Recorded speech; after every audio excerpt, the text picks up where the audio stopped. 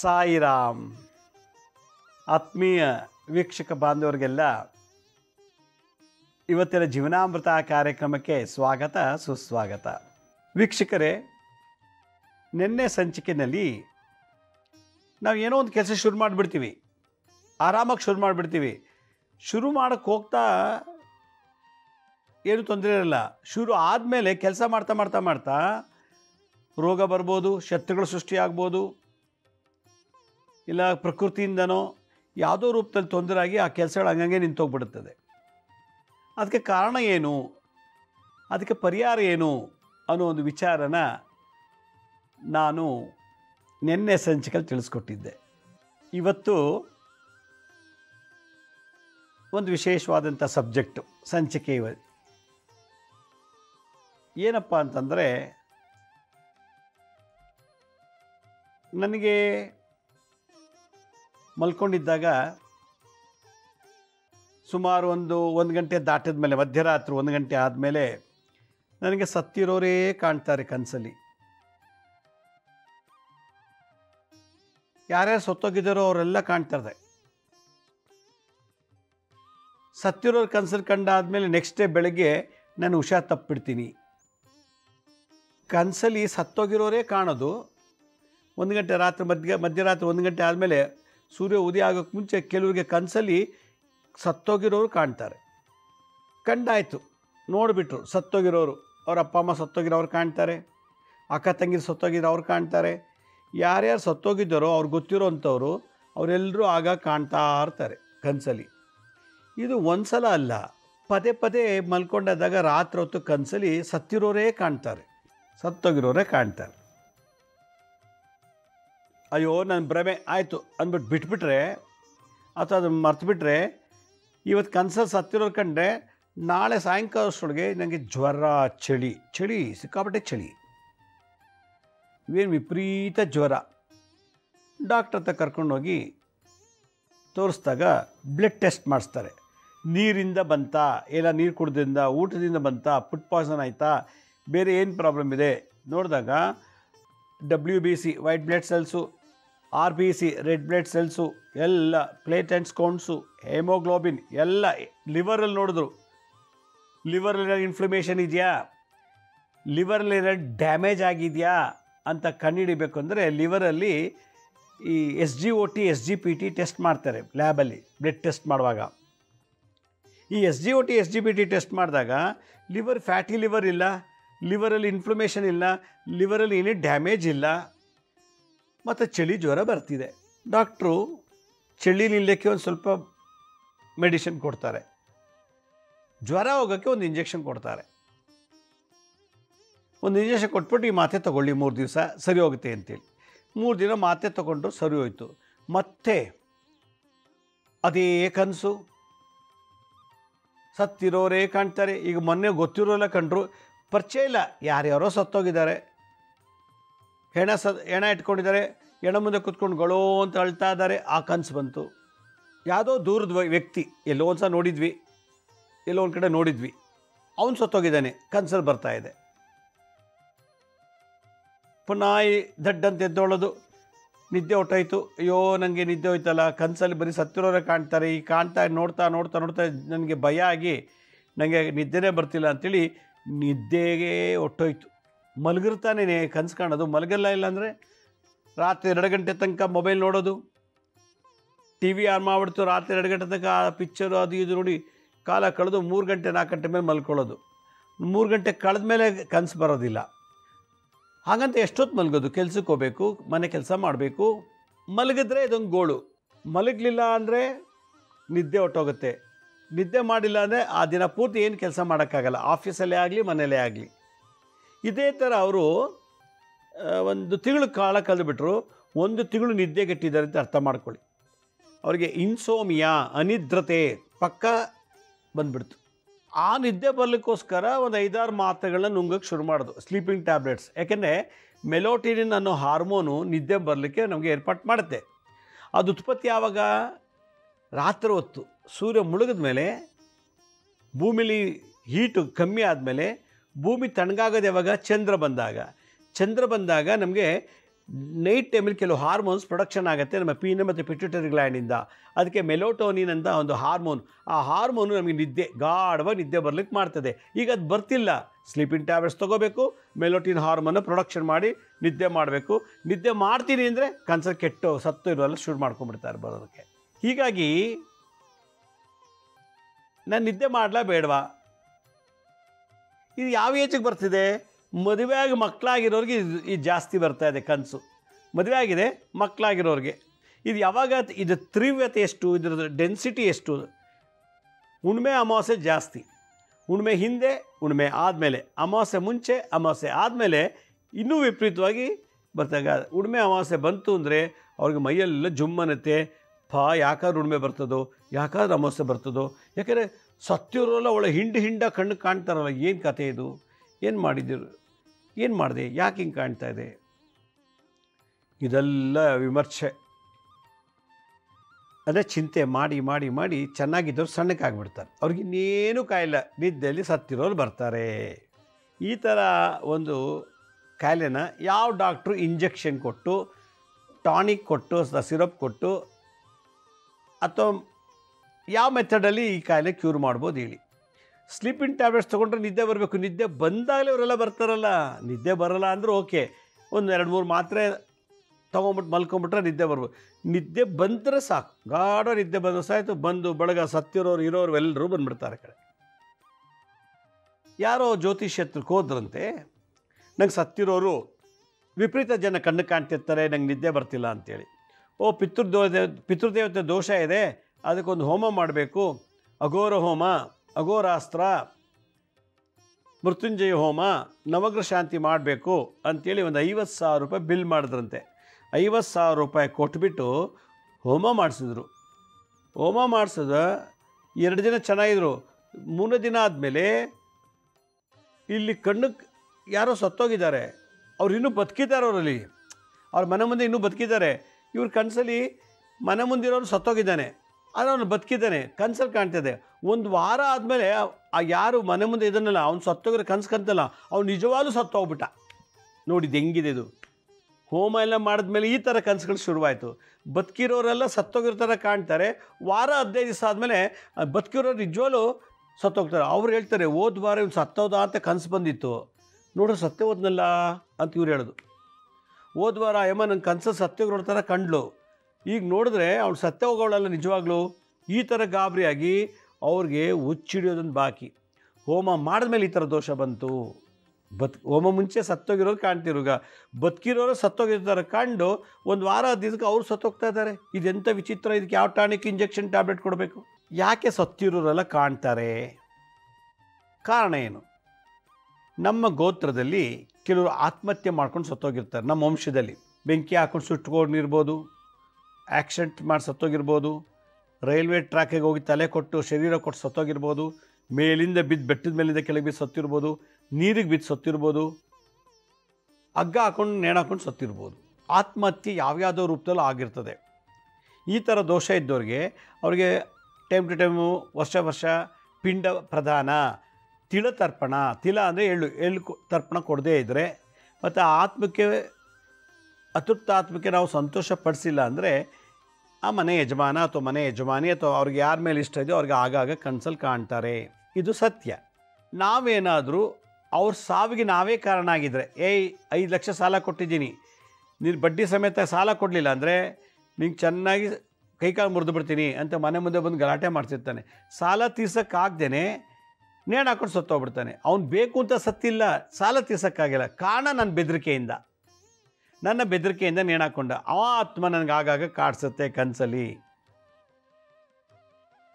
ನೀ ನನ್ನ ಮದುವೆ ಮಾಡ್ಕೊಂಡಿಲ್ಲ ಅಂದರೆ, ನೀ ಇನ್ನೊಬ್ಬರು ಮದುವೆ ಮಾಡ್ಕೊಂಬಿಟ್ರೆ ನೀನಂತೂ ಬಿಡಲ್ಲ, ನೀನು ಮದುವೆ ಮಾಡ್ಕೊ, ಗಂಡನೂ ಬಿಡಲ್ಲ ಅಂತೇಳಿ ಭಾಳ ಹಿಂಸೆ ಕೊಡ್ತಾರೆ. ಅವ್ರು ಆತ್ಮಹತ್ಯೆ ಮಾಡ್ಕೊಂಬಿಡ್ತಾರೆ.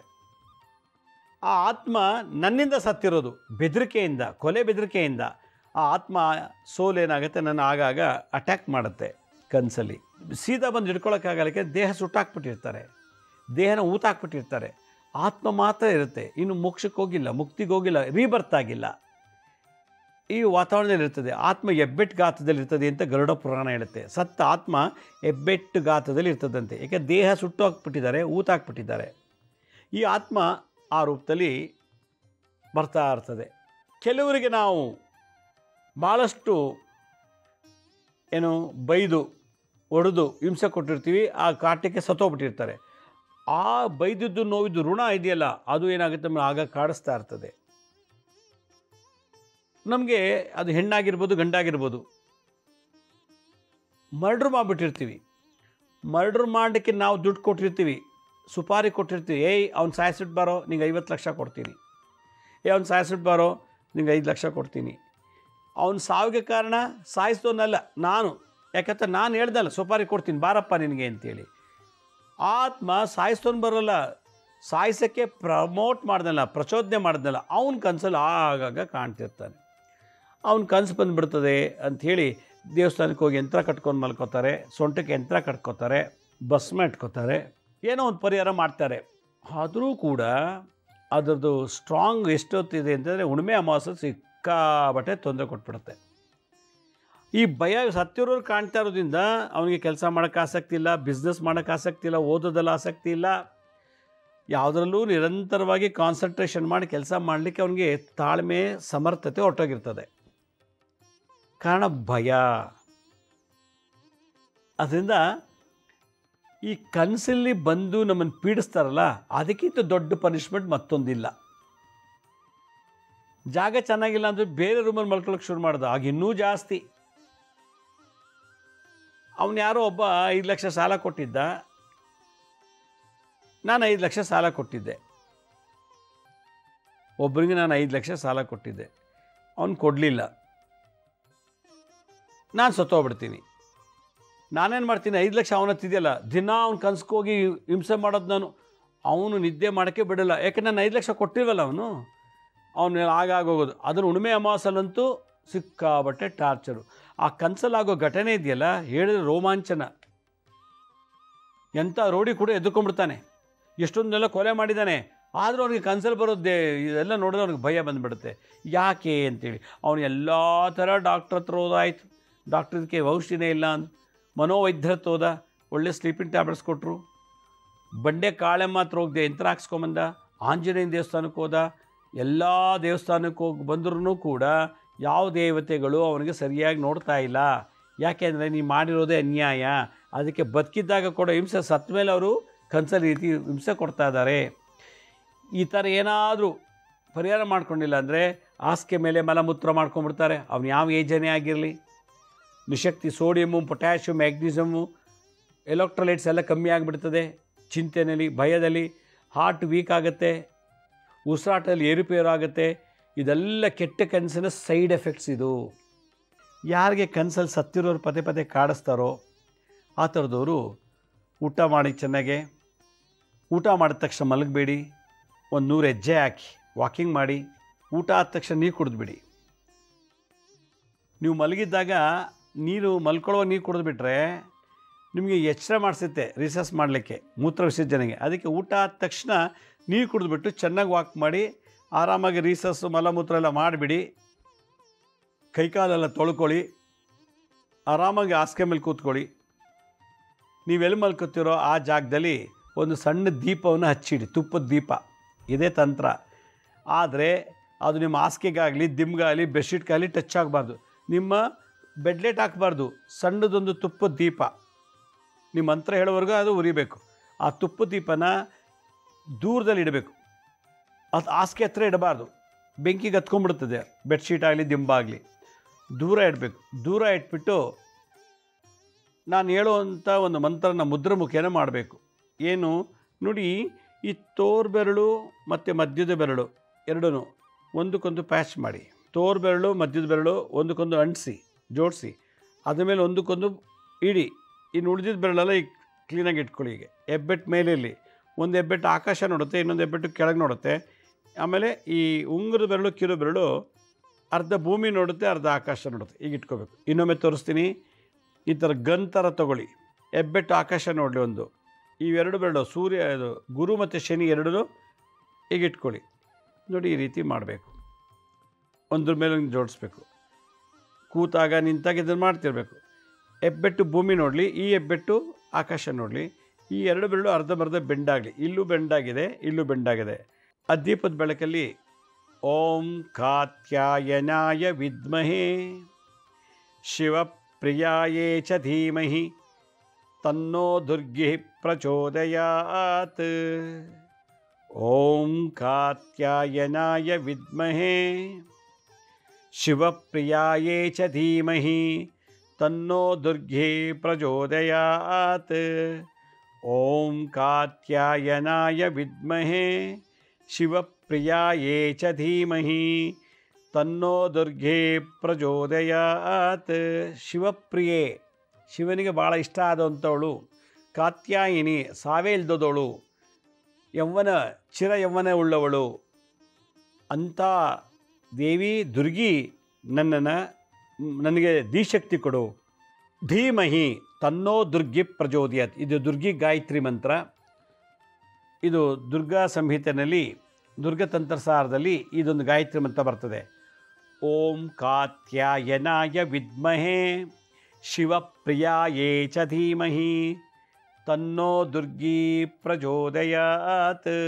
ಈ ಮಂತ್ರನ ಒಂದು ಈ ಥರ ಈಗ ಇಟ್ಕೊಂಡು ಒಂದು 10 ನಿಮಿಷ, 15 ನಿಮಿಷ ಅದು ಇದು ಮಾತಾಡಿ ಸುಮ್ಮನೆ ಟೈಮ್ ವೇಸ್ಟ್ ಮಾಡೋ ಬದಲು ಕಣ್ಣು ಮುಚ್ಕೊಂಡು ಮುದ್ರೆ ಇಟ್ಕೊಂಡು ಮಾಡಿದ್ರೆ ನಮ್ಮ ಆಕ್ಯುಪಿಟಲ್ ಲೋಬಿ ಅಂದರೆ ದೃಶ್ಯ ಮಾಧ್ಯಮ, ಹಿಮ್ಮೆದಲು, ಇಲ್ಲೇ ನಮಗೆಲ್ಲ ವೀಡಿಯೋಸ್ ಎಲ್ಲ ಸ್ಟೋರ್ ಆಗೋದು, ಇಮೇಜ್ಗಳು, ಚಿತ್ರಗಳು, ವೀಡಿಯೋಗಳು ಎಲ್ಲ.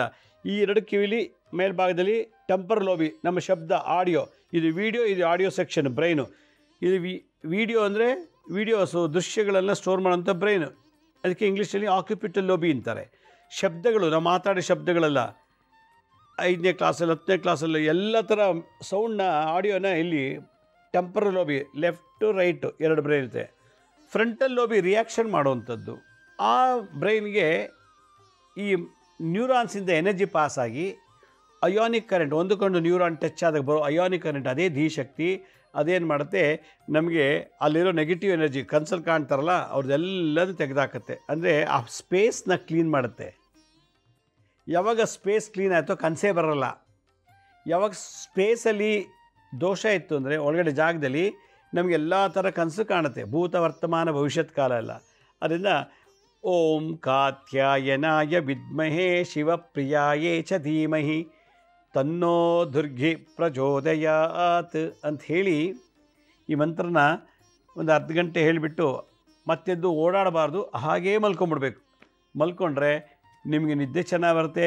ನಿದ್ದೆಯಲ್ಲಿ ಬರುವಂಥ ದುಸ್ವಪ್ನ, ಪಿತೃದೇವತೆಗಳು, ಪಿತೃಗಣ, ಪಿತೃದೇವತೆಗಳ ವೃಂದ ಅಂದರೆ ಗುಂಪು, ಮಾಸ್, ಫಾರ್ಮ್, ಇವೆಲ್ಲನೂ ಕೂಡ ಕ್ಲಿಯರ್ ಆಗುತ್ತೆ. ನ್ಯೂರಾನ್ಸ್ಗೆ ನೆಗೆಟಿವ್ ಎನರ್ಜಿನ ತೊಗೊಳಕ್ಕೆ ಬಿಡಲ್ಲ, ನೆಗೆಟಿವ್ ಎನರ್ಜಿನ ಡಿಸ್ಚಾರ್ಜ್ ಮಾಡುತ್ತೆ. ಹೆಂಗೆ ನಮ್ಮ ಮೂಗಿನ ಮೂಲಕ ಗಾಳಿ, ಆ ಕಾರ್ಬನ್ ಡೈಆಕ್ಸೈಡ್ ಮುಖಾಂತರ.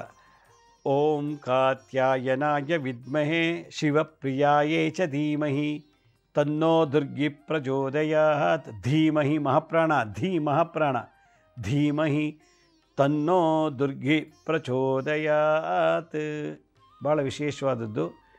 ಶಿವಪ್ರಿಯ, ಹೆಣ್ಣಾಗಲಿ ಗಂಡ ಆಗಲಿ ನಮ್ಮ ಕನಸಲ್ಲಿ ಬರ್ತಾರೆ. ನಮ್ಮ ಅಜ್ಜಿದಿರು, ಅತ್ತೆದಿರು, ಸೋದರತೆದಿರು, ಹೆಂಗಸು, ತಾತ ಮುತ್ತಾತ, ದೊಡ್ಡಪ್ಪ ಚಿಕ್ಕಪ್ಪ ಸತ್ತೋಗಿರ್ತಾರೆ. ಅವರೆಲ್ಲರೂ ಬರ್ದೇವ್ರು ಮಾಡಬೇಕು ಅಂದರೆ ದಿಗ್ಬಂಧನ ಮಾಡಬೇಕು. ಶಿವಪ್ರಿಯಾಯೇ ಚ ಧೀಮಹಿ ತನ್ನೋ ದುರ್ಗಿ ಪ್ರಚೋದಯಾತ್ ಅಂತ ಹೇಳಿ ಇದು ಮಾಡ್ತಾ ಬನ್ನಿ. ನಿಮ್ಗೆ ಎಲ್ಲಿವರೆಗೂ ಕನಸು ಬರೋಲ್ವೋ ಅಲ್ಲಿವ್ರು ಮಾಡ್ತಾ ಇರಬೇಕು. ಯಾವಾಗ ಕನಸು ಸ್ಟಾಪ್ ಆಯಿತು ಈ ಮಂತ್ರ ನಿಲ್ಲಿಸ್ಬೋದು ಬೇಕಾದ್ರೆ. ವೀಕ್ಷಕರೇ, ನಮ್ಮ ಹಳೆ ಸಂಚಿಕೆ ಯಾರು ನೋಡೋಕ್ಕಾಗಿಲ್ವೋ ಅವರು ನಮ್ಮ ಶಿರಡಿ ಸಾಯಿ ಭಿಕ್ಷಾ ಕೇಂದ್ರ ಮತ್ತು ಹೆಲ್ತ್ ಸೈನ್ಸ್ ಅಂತ 2 ಯೂಟ್ಯೂಬ್ ಚಾನಲ್ ಇದೆ. ಇದ್ರ ಜೊತೆಗೆ SSBK ಜ್ಞಾನೋದಯ ಅಂತ ಒಂದು ಮ್ಯೂಸಿಕ್ ಚಾನಲ್ ಇದೆ. 3ಕ್ಕೂ ಸಬ್ಸ್ಕ್ರೈಬ್ ಮಾಡ್ಕೊಳ್ಳಿ. ಪಕ್ಕದ ಬೆಲ್ ಬಟನ್ ಪ್ರೆಸ್ ಮಾಡಿ. ನೋಡಾದ್ಮೇಲೆ ಲೈಕನ್ನು ಬಟನ್ ಪ್ರೆಸ್ ಮಾಡಿ ಮರಿದಾನೆ. ಆಮೇಲೆ ನೋಡಿದಂಥ ಲಿಂಕನ್ನು ನಿಮ್ಮ ಬಂಧು ಮಿತ್ರರಿಗೆ ವಾಟ್ಸಪ್ ಮುಖಾಂತರ, ಇಮೇಲ್ ಮುಖಾಂತರ ಶೇರ್ ಮಾಡಿ. ಗುರುಜಿ ಲಕ್ಷ್ಮೀ ಶ್ರೀನಿವಾಸ್ ಅಂತೇಳಿ ಫೇಸ್ಬುಕ್ಕು, ಇನ್ಸ್ಟಾಗ್ರಾಮು, ಟ್ವಿಟ್ಟರು, ಲಿಂಕ್ಡ್ಇನ್ ಕೂಡ ಟೈಮ್ ಟು ಟೈಮ್ ಅಪ್ಲೋಡ್ ಮಾಡ್ತಿರ್ತೀವಿ. ಅಪಾಯಿಂಟ್ಮೆಂಟ್ಸ್ ಬೇಕಿದ್ರು www.lakshmisrinivas.in ಅಂತ ನೀವೇ ಲಾಗಿನ್ ಆಗಿ ಯಾವ ಡೇಟು ಯಾವ ಟೈಮ್ಗೆ ನೀವೇ ಬುಕ್ ಮಾಡ್ಕೋಬೋದು ಅಂತ ಹೇಳ್ತಾ ಇವತ್ತಿನ ಸಂಚಿಕೆಯನ್ನು ಮುಗಿಸ್ತೀನಿ. ಇದೇ ರೀತಿ ನಾಳಿನ ಸಂಚಿಕೆಯಲ್ಲಿ ಮತ್ತೊಂದು ವಿಶೇಷವಾದಂಥ ಮಾಹಿತಿಯನ್ನು ತಮ್ಮನ್ನು ಭೇಟಿ ಮಾಡ್ತೀನಿ. ಅಲ್ಲಿವರೆಗೂ ನನ್ನ ನಮಸ್ಕಾರ. ಸಾಯಿರಾಮ್.